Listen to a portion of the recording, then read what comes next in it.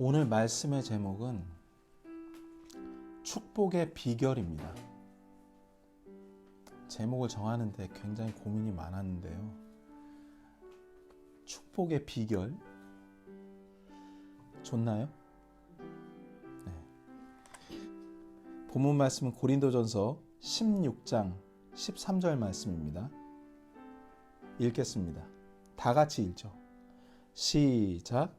너희는 깨어 믿음에 굳게 서서 남자답게 행동하며 강건한 자가 되라. 오늘 본문에서 가장 먼저 언급된 내용을 보겠습니다. 너희는 깨어나라입니다. 이는 무엇인가에 주의하라는 말이기도 하죠. 과연 고린도 교회가 처한 상황이 어땠기에 바울이 이렇게 강한 어조로 당부했겠습니까? 깨어나라. 고린도 교회 시대 배경을 제가 잠시 설명하도록 하겠습니다. 지금의 고린도 교회 지역은 그리스 중남부에 위치해 있습니다. 인구는 3만 명 정도밖에 안 되는 시골 소도시에 불과해 보이지만 2000년 전 당시에는 인구가 60만 명이 넘는 거대한 항구 도시였습니다. 지금으로 보면 60만 명이면 그냥 중간 정도 되는 도시라고 여겨질 수 있겠지만 그때 전 세계 인구가 2천만 명밖에 되지 않았어요. 엄청난 규모의 도시였죠. 얼마나 대단한 규모의 도시였는지 짐작이 되실 겁니다. 동양과 서양의 교역지였습니다. 상업적으로 번영을 누린 도시였기 때문에 온갖 종류의 인종들이 유입돼 들어오면서 동서양의 다양한 문화와 종교들로 넘쳐났습니다. 여기 멜번처럼 다양한 문화의 중심지였습니다. 멀티컬처럴 허브라 하잖아요. 물론 좋은 것만 있었던 건 아니에요. 고린도는 부와 방탕으로 상징되는 도시로서 유명했습니다. 당시 주류였던, 아마 역사 시간에 배웠을 수도 있는데, 그리스 헬레니즘 문화의 영향을 그대로 받아서 모든 것이 인간 중심적인 사회였습니다. 한마디로 자기들이 하고 싶은 건 다 할 수 있는 음탕한 풍습들과 믿고 싶은 것만 골라 믿는 우상 숭배의 중심지였다는 얘기입니다. 각 사람마다 자기를 사랑하는 마음이 넘치다 보니까 사치를 즐기게 됩니다. 쾌락을 추구합니다. 그러한 일들에 하루 종일 몰두합니다. 특히 성적으로 문란한 일들이 성행하면서 고린도 교회 안에도 창녀들과 잠자리를 즐기는 사람들, 자기 아버지의 아내를 범해서 함께 동거하는 성도가 있었다고 기록되어 있습니다. 그래서 타 지역 사람들은 성적으로 문란한 사람들을 보면 저거 혹시 고린도 출신 아니야 하면서 손가락질하곤 했습니다.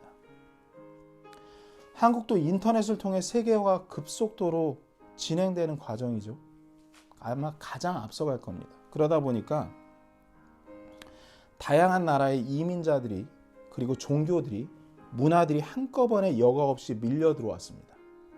크고 작은 사회 문제들이 끊임이 없죠.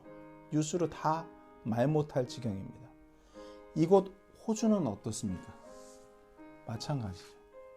특히 항구 도시인 멜번은 말할 것도 없습니다. 당시 고린도 교회 지역의 모습과 매우 유사한 분위기가 이 호주 전체에도 사회 전반적으로 형성되고 있습니다. 이민자들이 증가하면서 거주민들의 불만이 늘고 세력 싸움 같은 거친 말들, 난폭운전, 또 갖가지 충동 범죄들이 많아지고 있습니다. 맞습니까? 도덕적으로는 건강한 가정들이 사라져가고 있고 남편과 아내 대신 파트너나 동거인이라 부르는 동거 문화와 동성애가 만연하고 있습니다. 사람들은 음란하고 쾌락적인 것이 점점 더 심해질수록 환호합니다. 마지막 방파제 역할을 해야 하는 교회들은 교리까지 바꿔가면서 성도들을 유치하기 위해 이런 현상들에 쉬쉬하면서 입술을 다물고 있습니다. 그러다 보니 성경을 기반으로 세워진 이런 사회 규범들이 이 사회 분위기를 잡아줘야 되는데 이런 것들마저 힘을 못 쓰고 무너져 내리고 있는 실정입니다. 하나님 중심이 아닌 철저히 인간 중심 사회로 접어들었습니다. 안타깝게도 우리가 너무 즐겨보고 있는 유튜브, 페이스북, 소셜미디어, 그런 일반적으로 통용되는 이런 미디어 같은 것에서도 사탄이 강력하게 쾌락주의를 가지고 역사합니다. 전 세계 트렌드 코드가 되어버렸죠. 고린도 교회는 하루아침에 세워지지 않았습니다. 바울이 2년간을 머물며 처음으로 이방인들에게 선교를 시작했던 곳이 고린도입니다. 그래서 세워진 교회가 고린도 교회입니다. 바울은 악한 영들이 강력하게 음란하고 쾌락을 추구하는 그 악하고 더러운 영들이 강력하게 역사하는 이 척박한 고린도에서 끝까지 교회를 세우고 지키기 위해 하나님 안에서 분투했습니다. 그 가운데 쓰여진 서신이 고린도 전후서입니다. 그 안에는 바울의 사도로서의 위엄과 뛰어난 모습들, 그런 게 나오지 않습니다. 우린 보통 사도라 그러면 가면 교회들마다 시찰하면서 인정받고 추앙받고 그런 걸로 생각하잖아요. 그런 모습들이 거의 없어요. 그런 모습들보다 갓 태어난 어린 성도들을 세우기 위한 그가 뿌린 수많은 눈물들, 무조건적 십자가 사랑, 그리고 희생들이 절절하게 기록되어 있습니다. 그가 고린도 교회를 세우고 떠나 있는 동안 거짓 선교사들이 들어왔습니다. 그래서 바울은 가짜라고, 바울은 가짜 사도라고, 그의 정통 사도적 권위를 부정하기 시작했습니다. 그러다 보니까 바울을 통해서 구원받은 대부분의 성도들이 바울을 반대하며 등을 돌리는 일이 발생했습니다. 성도들이 바울을 욕하기 시작합니다. 바울을 욕합니다. 모욕합니다. 그리고 배신들이 바울의 마음을 찢어지게 만들었습니다.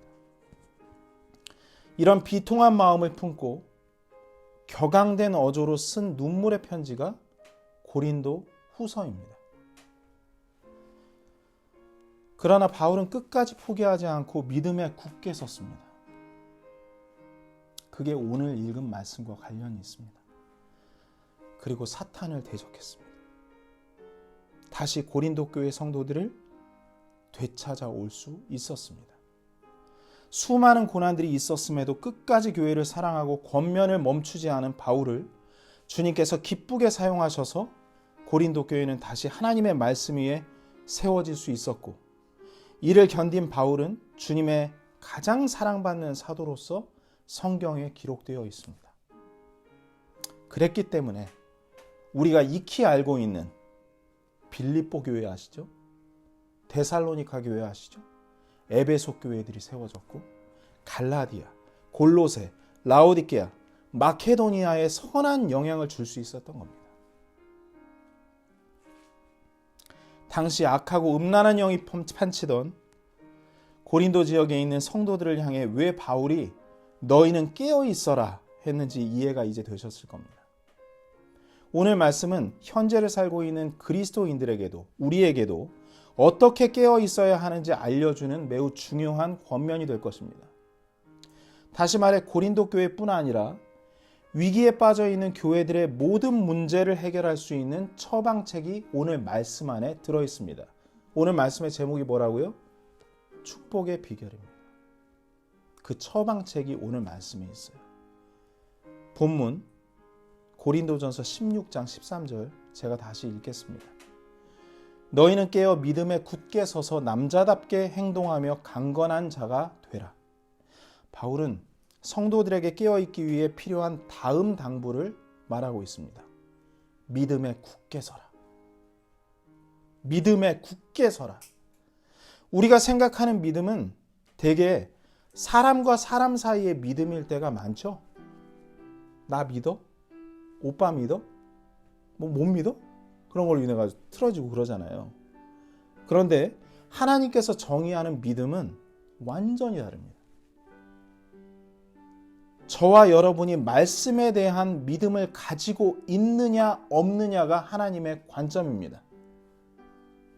여러분께 묻겠습니다. 말씀에 대한 믿음이 있습니까? 없습니까? 아니면 중간입니까? 성경은 믿음의 출처를 명확하게 제시하고 있습니다.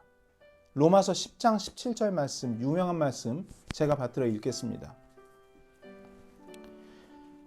그런즉 이와 같이 믿음은 들음에서 오며 들음은 하나님의 말씀에 의해 오느니라. 아멘. 로마서 10장 17절. 여러분, 그렇습니다. 믿음은 들음에서 오는 것이고 그 들음은 하나님의 말씀으로부터 오는 것입니다. 성도 여러분, 아무리 치열한 영적 전쟁 속에서도 또 아무리 대세가 기울어 버려서 질 수밖에 없는 전쟁 속에서도 우리의 승리는 믿음에 달려 있는 거 맞습니까? 정확하게 말해 말씀을 믿는 믿음에 달려 있는 것입니다. 그래서 바울이 위기에 빠진 성도들에게 믿음 위에 굳게 서라 했던 것입니다. 요한일서 5장 4절과 5절 말씀을 보면 믿음이 이기는 장면이 나옵니다. 무엇이든 하나님에게서 난 것은 세상을 이기느니라. 세상을 이기는 승리는 이것이니 곧 우리의 믿음이니라. 예수님께서 하나님의 아들이심을 믿는 자가 아니면 누가 세상을 이기는 자냐? 누구에 대한 믿음입니까? 예수 그리스도를 향한 믿음입니다. 찬양도 있잖아요. 믿음이 이기네, 믿음이 이기네, 주 예수를 믿음이 온 세상이 이기네. 이 믿음을 주 예수 그리스도를 주 말씀으로 바꿔서 불러보면 이렇습니다. 믿음이 이기네, 믿음이 이기네, 주 말씀을 믿음이 온 세상이 이기네. 확 와닿으시죠? 찬송 가사도 말씀이신 주 예수님을 믿으면 이긴다고 말하고 있습니다. 그럴진데 우리가 하나님의 말씀을 어떻게 대해야 하겠습니까, 여러분? 오늘부터. 그리고 얼마나 더 깊이 믿어야 하겠습니까? 오늘부터. 하나님의 자녀들로서 아버지의 말씀을 한 글자도 놓치지 마십시오. 한 글자 한 글자 기록된 그대로 믿어야 하지 않겠습니까? 이것이 우리의 태도가 되어야 하지 않겠습니까? 그렇게 해야 너희 믿음대로 될지어다 하신 말씀이 이루어지는 겁니다. 성경 말씀에 없는 것을 100년, 1000년 믿어도 이루어지지 않습니다. 효과가 전혀 없어요. 여러분 가운데 혹시 마귀의 공격이 있습니까? 이 기록된 말씀 그대로 믿으시면 마귀는 도망갑니다. 베드로전서 5장 9절 말씀에 믿음에 굳게 서서, 말씀 위에 굳게 서서 그를 대적하라. 마귀를 대적하면 마귀가 두려움에 떨고 도망갑니다. 야고보서 4장 7절 말씀에는 그러므로 하나님께 복종하라. 이 말씀은 말씀에 복종하라는 거죠. 그러므로 하나님께 복종하라, 마귀를 대적하라 말씀하셨습니다. 그럼 마귀는 도망갑니다. 말씀에 순종하지 않고 말씀을 보지 않는 자들은 마귀는 우습게 생각합니다. 그러나 그 말씀대로 행하며 마귀를 대적하며 주 예수 그리스도의 이름으로 마귀를 쫓는 자들은 마귀가 알고 미리 피합니다. 말씀에 순종하며 이 말씀이신 주 예수 그리스도의 이름으로 마귀를 대적하시기 바랍니다. 병약하신 분이나 구원이 필요한 분이 있습니까? 말씀을 믿는 믿음으로 기도하십시오. 야고보서 5장 15절에 믿음의 기도는 병든 자를 구원하리니 주께서 그를 일으키시리라 하셨습니다. 그리고 그가 죄들을 범하였을지라도 그것들을 용서받으리라 하십니다. 말씀대로 믿고 구해야 이루어집니다. 예외가 없습니다. 성경 기록에 나오지 않은 것을 아무리 믿고 구하고 울고 몸부림을 쳐도 이루어지지 않습니다. 기록된 말씀 그대로 믿어야 하나님께서 이루어 주십니다. 너무나 당연한 얘기로 들릴지 몰라도 제가 다시 한번 강조드립니다. 이게 축복의 길이기 때문입니다. 성도 여러분, 적당히 대략적으로 들은 것을 무작정 믿어서는 안 됩니다. 사람은 망각해요. 적당히 들은 것을 나중에 2, 3일 지나면 20%, 10%도 기억하지 못해요. 뒤죽박죽 섞이게 됩니다. 그러니까 기록된 말씀을 펴서 읽어야 됩니다. 기록된 성경 말씀을 믿고 기도해야 주님의 능력이 드러납니다. 왜 기록된 말씀이 중요한지 그 예를 들어보겠습니다. 사람에게 가장 필요하고 중요한 것이 무엇일까요? 무엇일까요? 네. 구원입니다. 잘못된 정보가 그를 지옥으로 이끌고 가기 때문입니다. 허위 정보가 사람을 지옥으로 데려가요. 열심히 신앙생활을 하고 죽었는데 지옥불 위에서 깨어난다면 정말 상상도 하기 싫습니다. 그래서 정확히 성경이 뭐라 말씀하시는지 봐야 합니다. 고린도전서 15장 2절부터 4절까지는 바울이 복음을 전할 때 성도들에게 자기의 말을 쓰지 않고 성경 기록대로라는 말을 두 번씩 강조합니다. 제가 읽겠습니다. 예, 고린도전서 15장 2절부터 4절까지입니다. 너희가 만일 내가 너희에게 선포한 것을 기억하고 헛되이 믿지 아니하였으면 또한 그 복음으로 구원을 받았느니라. 아멘이세요? 내가 또한 받은 것을 무엇보다 먼저 너희에게 전하였노니 그것은 곧 성경 기록대로 그리스도께서 우리의 죄들로 인하여 죽으시고 묻히셨다가 성경 기록대로 셋째 날에 다시 살아나시고. 이걸 믿으십니까? 이걸 헛되게 믿으시지 않으셨다면 여러분은 구원을 받았습니다. 주님께 감사하시기 바랍니다. 우리가 받은 구원이 효력이 있는 것은 우리가 이 성경 기록을 있는 그대로 진심을 다해 믿었기 때문입니다. 그래서 이 큰 구원이 우리 것이 된 것입니다. 이제 구원을 받으셨다면 그 다음이 있어요. 주님께서 우리에게 원하시는 것이 무엇인지 궁금하지 않습니까? 그것은 우리가 사는 동안 풍성한 열매를 맺고 사는 것입니다. 우리가 받은 구원이 그랬듯이 우리가 풍성한 열매의 삶을 사는 비결도 똑같다는 사실 아십니까? 요한복음 15장 4절과 5절 말씀입니다. 아마 많이 읽어보신 말씀일 겁니다. 읽겠습니다. 내 안에 거하라. 나도 너희 안에 거하리라. 가지가 포도나무 안에 거하지 아니하면 스스로 열매를 맺을 수 없는 것 같이 너희도 내 안에 거하지 아니하면 더 이상 열매를 맺을 수 없느니라. 나는 포도나무요 너희는 가지니라.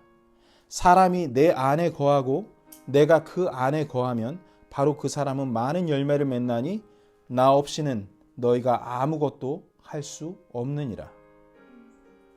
성도 여러분, 포도나무는 누구고 성도 여러분은 누구죠? 포도나무는 예수님 맞습니까? 그리고 저와 여러분은 가지 맞습니까? 아멘. 여기까지는 다 이해가 되시는 부분입니다. 그런데 이 구절을 이해해서 열매 맺는 삶을 살려면 예수님께서 말씀이신 것을 깨우쳐져야 우리가 이 구절을 완벽하게 이해할 수 있습니다. 예수님께서 말씀인 것이 깨우쳐져야 합니다. 요한복음 1장 1절 말씀, 저는 오랜 신앙생활을 했지만 어느 날 제가 요한복음 1장 1절 말씀이 예수님에 대한 말씀인 걸 깨닫고 너무나 놀란 적이 있었습니다. 읽겠습니다. 처음에 말씀이 계셨고 말씀이 하나님과 함께 계셨으며 말씀이 하나님이셨더라. 하나님이 두 분 계신 것 같아요. 들어보니까. 하나님과 함께 계셨으며 말씀이 하나님이셨더라. 말씀이 하나님이신 점에만 주목하시기 바랍니다. 그리고 14절 말씀 보시겠습니다. 말씀이 육신이 되어 우리 가운데 거하심에 우리가 그분의 영광을 보니 아버지의 독생하신 분의 영광이요 은혜와 진리가 충만하더라. 말씀이 육신이 되었다면 하나님께서 사람이 됐다는 얘기입니다. 그리고 아버지의 독생하신 분이라고 나오는 걸로 미루어 봐서 어떻습니까? 하나님 아버지의 독생자이신 예수님께서 확실히 소개되고 있지 않습니까? 아멘. 말씀이 예수님이라는 것이 풀려야 말씀을 믿어 구원을 받게 됩니다. 말씀을 믿어 열매 맺는 인생도 살 수 있게 됩니다. 이것이 축복의 삶의 시작입니다. 사탄 마귀와 모든 이단들이 격렬하게 저항하고 막고자 하는 것이 바로 이것입니다. 우리가 예수님께서 하나님이시고 예수님께서 말씀이신 것을 깨닫는 것을 막고자 합니다. 이것을 몰라야만 이교도들이 세상에 오신 유일한 구원자 주 예수 그리스도를 하나님으로 만날 수 없기 때문입니다. 그들의 주장 중에 유대인들은 예수는 하나님이 아니고 사람일 뿐이며 인류를 구원하려다 비참하게 십자가에서 처형당한 거짓 구원자며 실패자일 뿐이다라고 성경 없이 자기의 자녀들을 가르치고 전통적으로 오래전부터 후손들을 세뇌시켜 왔습니다. 성경 없이요. 수많은 무슬림들은 예수는 역사에 기록된 선한 선지자 중 한 명일 뿐 하나님도 아니고 구원자도 아니라고 하나님의 성경이 아닌 그들의 책으로 교육합니다. 그러나 성경은 예수님께서 하나님이시라고 말씀하시고 또 말씀이시라고 분명하게 하고 있습니다. 요한일서 5장 7절 말씀 보겠습니다. 참고로 이 말씀은 다른 성경 구절에 삭제된 부분이기도 합니다. 요한일서 5장 7절입니다. 다 같이 읽겠습니다. 시작. 하늘에 증언하는 세 분이 계시니 곧 아버지와 말씀과 성령님이시니라. 또 이 세 분은 하나님이시니라. 성도 여러분, 하늘에 증언하는 세 분은 하나님 아버지와 말씀이신 독생자 예수님과 성령님이십니다. 이 세 분이 삼위일체 하나님이시라고 성경이 증언하고 있지 않습니까? 빼도 박도 할 수 없는 거예요. 예수님이 하나님이십니다. 예수님이 말씀이라고 이렇게 명확하게 나와 있습니다. 이것을 몰랐기 때문에 1차적으로 구원자를 만나기 어렵게 된 것입니다. 간신히 구원을 받았어도 말씀의 중요성을 모르기 때문에 2차적으로 말씀을 모르는 나약한 그리스도인들이 이렇게 많아진 겁니다. 구원받고 끝. 그리고 성경 안 봐요. 1년 내내 평생토록 안 보는 사람들도 많아요. 요한복음 15장 4절 말씀 다시 보시겠습니다. 내 안에 거하라. 나도 너희 안에 거하리라. 가지가 포도나무 안에 거하지 아니하면 스스로 열매를 맺을 수 없는 것 같이 너희도 내 안에 거하지 아니하면 더 이상 열매를 맺을 수 없느니라. 예수님은 말씀이십니다. 먼저 성경 말씀을 읽으십시오. 그러면 성경 말씀이 우리 안에 스며들어 옵니다. 포도나무에서 수액이 가지에 공급되듯이 말씀이 우리 마음 가운데 스며들어와 포도 열매를 맺게 되는 것 같이 많은 하나님의 아름답고 선한 열매들이 우리의 삶에 맺히게 되는 것입니다. 쉽죠? 5절 말씀도 함께 보시겠습니다. 주님께서 워낙 중요해서 강조를 하십니다. 나는 포도나무요 너희는 가지니라. 사람이 내 안에 거하고 내가 그 안에 거하면 바로 그 사람은 많은 열매를 맺나니 나 없이는 너희가 아무것도 할 수 없느니라. 사람이 먼저 말씀을 펴서 읽어야 한다고 말씀하십니다. 그래야 주님의 말씀이 우리 안에 들어와 살아 역사하시게 된다는 말씀입니다. 그럴 때 많은 열매는 자연스럽게 맺힙니다. 그리고 후반부 보시겠습니다. 나 없이는 너희가 아무것도 할 수 없느니라입니다. 이 말씀은 다시 말해 말씀을 읽지 않고는 너희가 어떤 열매도 맺을 수 없다는 말씀입니다. 어떤 사람은 그런 거 이건 내 열매야 그러면서 말씀을 하나도 안 봐요. 그건 주님이 주신 열매가 아닙니다, 여러분.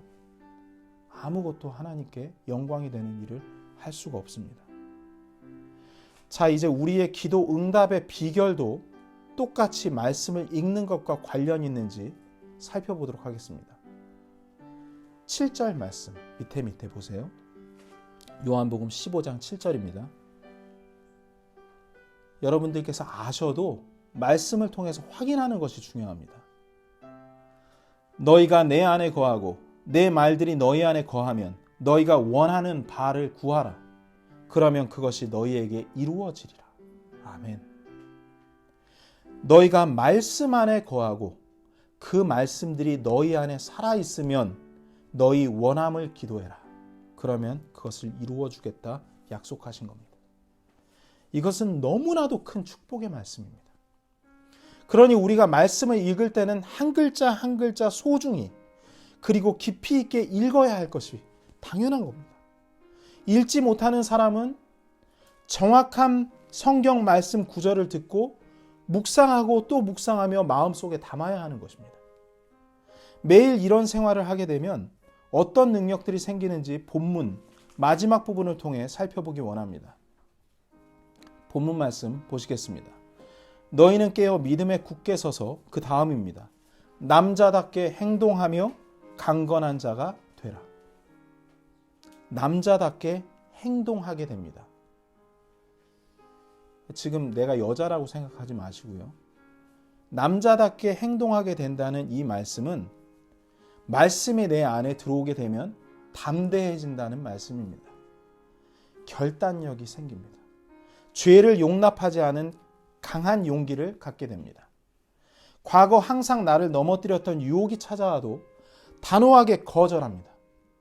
요셉의 일화처럼 보디발 장군의 아내의 유혹을 단호히 뿌리치고 피할 수 있도록 내 안에 말씀이신 예수님께서 역사하십니다. 과거의 유혹을 즐기던 기쁨이 소멸됩니다. 이건 명백한 죄구나라는 걸 직시하게 됩니다. 그리고 이 더러운 일들을 내가 행했다고 이러한 생각을 하게 됩니다. 그리고 그 일은 하나님께서 내가 결코 기뻐하는 일이 아니라고 강하게 마음을 울려서 말씀하십니다. 내가 읽었던 그 말씀이 살아서 나를 붙듭니다. 빌립보서 2장 13절 말씀에 주님께서 어떻게 주님의 뜻을 알고 주님의 원하심을 알고 우리가 움직이게 되는지에 대해서 말씀하십니다. 빌립보서 2장 13절 말씀 읽겠습니다. 너희 안에서 일하사 자기가 참으로 기뻐하는 것을 원하게도 하시고 행하게도 하시는 분은 하나님이시니라. 이렇게 매일 주신 말씀을 우리가 읽고 마음에 품고 묵상하는 자는 그 안에 사시는 하나님, 주 예수 그리스도의 기쁨과 원함을 알게 됩니다. 그에 그치지 않습니다. 주님을 기쁘게 해드리고 싶은 열망과 함께 그 일을 행하는 자가 됨을 꼭 믿으시기 바랍니다.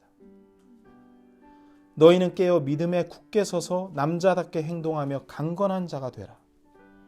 이 말씀을 읽으면서 시작된 자연스러운 말씀의 순종이 우리를 주님 안에서 강건하게 만들어 주실 것입니다. 사랑하는 성도 여러분, 우리가 해야 할 일은 너무나 명확하고 단순한 겁니다. 말씀대로 사시기 바랍니다. 진부하게 들릴지 몰라도 이것이 참으로 진리요, 이것이 하나님을 기쁘시게 하는 최고의 축복의 길입니다. 기록된 성경 말씀을 하루에 꼭 한 구절씩이라도 보세요. 그리고 그 말씀대로 행할 때 하나님의 사랑과 하늘의 축복들이 쏟아집니다. 장담합니다. 하나님 말씀 안에서 말씀드립니다. 요한복음 14장 21절 말씀, 요한복음 14장 21절입니다. 내 명령들을 가지고 그것들을 지키는 자가 나를 사랑하는 자니 나를 사랑하는 자는 내 아버지께 사랑을 받을 것이요 나도 그를 사랑하여 그에게 나를 나타내리라 하시니라. 예수님께서 나를 만나 주신대요. 23절입니다. 예수님께서 그에게 대답하여 이르시되 사람이 나를 사랑하면 내 말들을 지키리니 내 아버지께서 그를 사랑하실 것이요 우리가 그에게 가서 우리의 거처가 그와 함께 있으리라. 여러분, 저에게 하나님께서 이렇게 말씀하시는 게 큰 도전이 되고 기쁨이 됩니다. 하나님께서 나를 거처 삼으시는 놀라운 축복이 가장 큰 축복입니다. 오늘 말씀을 정리하겠습니다. 로마서 12장 2절 말씀 찾아보겠습니다. 너희는 이 세상에 동화되지 말고 오직 너희 생각을 새롭게 함으로 변화를 받아 하나님의 그 선하시고 받으실 만하며 완전하신 뜻이 무엇인지 입증하도록 하라. 우리의 생각을 새롭게 하는 것은 말씀입니다. 그 말씀이 우리를 변화시킵니다. 그리고 하나님께서 받으실 만한 귀한 열매들로 하나님의 완전한 뜻이 무엇인지 우리를 구원하신 그 뜻을 드러내 주십니다. 이것이 바로 우리를 구원하신 것을 우리가 드러내는, 입증하는 길입니다. 이런 삶을 소망하는 우리 모두가 됐으면 좋겠습니다. 이것이 바울이 걸었던 길입니다. 그리고 고린도 성도들뿐만 아니라 수많은 신약교회 성도들이 걸었던 길입니다. 그리고 주님께 영광 돌렸던 방법이기도 합니다. 말씀대로 사는 삶을 통해 모든 만족을 주실 하나님께 영광을 돌립니다. 이 말씀에 아멘으로 화답하시고 말씀대로 사는 축복받는 모두가 되시길 기도하겠습니다. 아멘.